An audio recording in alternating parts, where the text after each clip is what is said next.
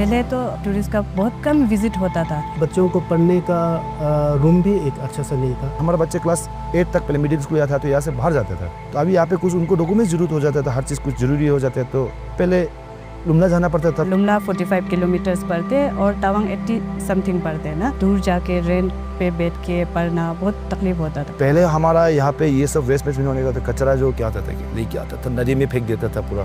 शाम परसों से आता था तो कीचड़ पूरा, तो वहाँ गाड़ी फंस के रोकना पड़ता था। सरहद पर बसे इन गांवों में जिंदगी थी, लेकिन जरूरतें सिर्फ ख्वाबों में मिला करती थी। ये बात उन दिनों की है जब ऐसा लगता था कि जैसे ये आखिरी गांव भारत के नक्शे के किनारे रखी कोई भूली हुई उम्मीद हो।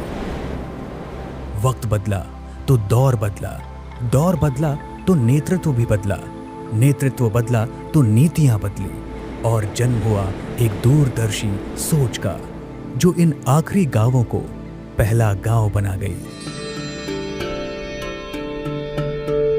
जब से वाइब्रेंट विलेज प्रोग्राम स्टार्ट हुआ था तो सबसे पहले तो हमारा ये कैफ़े जो रन करने में इंडियन आर्मी का बहुत बड़ा योगदान रहा है ना। उन्होंने ही हमें ये कैफ़े को अंडर वाइब्रेंट विलेज पे दिलवाया है, और उन्होंने ही हमें बेकिंग और कुकिंग का क्लासेस भी प्रोवाइड किया है। 20 में 2022 को ये दीनदयाल स्कीम का बारे में सुना, मतलब ऐसे सुना कि ऐसे कुछ स्कीम है, तो होम स्टे का है, तो मैंने इसलिए अप्लाई करके देखा, तो प्रेजेंटेशन वगैरह सब कुछ दिया तो मिल गया। इसलिए अभी देखा जाए तो बहुत ही अच्छा है। जब से ये वाइब्रेंट विलेज प्रोग्राम स्टार्ट हुआ है ना, तब से मतलब टूरिस्ट विजिट भी आना शुरू हो गया है। इंटरनेट भी 2023 से चालू हुआ, तो ये इंटरनेट चालू होने का बाद यहाँ पे टूरिज्म और भी आ रहा है, क्योंकि आजकल तो पूरा ऑनलाइन है ना। जब वो लोग फूड के लिए आते हैं तो हमारा इनकम भी अच्छा से हो जाता है ना।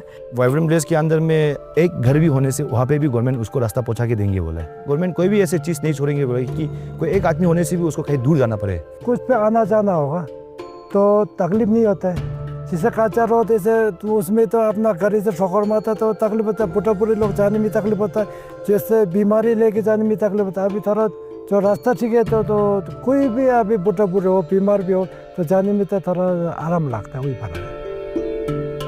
वाइब्रेंट विलेज प्रोग्राम आने के बाद ही बहुत मतलब चेंजेस देखने को मिला है, जैसे कि बहुत सारा मेडिकल कैंप्स भी यहाँ पे हुआ था। जब हमको यहाँ पे सब कुछ मिल रहा है तो हमको जाना क्यों है अलग जगह। अभी खास करके नंबर 1 में तो जब वाइब्रेंट हुआ है उसी के कारण से ही आपका ये सेकेंडरी स्कूल बना। अभी इतना बड़ा बिल्डिंग बन गया, इसके बाद में हॉस्टल बिल्डिंग बन रहा है, ऑडिटोरियम बन रहा है, प्लेग्राउंड बना। एजुकेशन में तो बहुत सारा डेवलपमेंट आया है, क्योंकि मेन तो बस्ती को डेवलपमेंट होने के लिए सबसे पहला थिंग तो ये एजुकेशन ही होते है। वेस्ट बैंक है हमारे कैफ़े के बगल में ही है वेस्ट बैंक, जहाँ पे हमारा जिमीथांग के सारे वेस्ट को वहाँ पे जमा करके सेग्रीगेट करके रिसाइकल के लिए बेचने का प्लानिंग है। सरहदों पर बदलाव की नई इबारत लिखी जा रही है।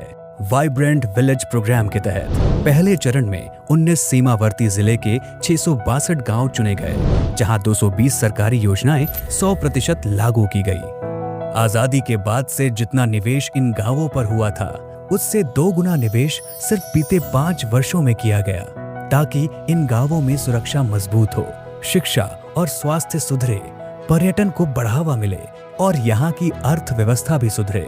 वाइब्रेंट विलेज आने के बाद ही क्यों हुआ ये सब, मतलब centre is focusing, central government वो कर रहे, स्पेशली अपना जो ऐसे जो बॉर्डर एरिया।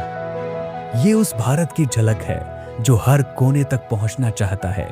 जब सीमाएं मजबूत होती हैं तो देश मजबूत होता है, क्योंकि सशक्त गांवों में ही बसता है सशक्त भारत। और इसीलिए वाइब्रेंट विलेज प्रोग्राम देश की सीमाओं पर विश्वास की नींव बन रहा है।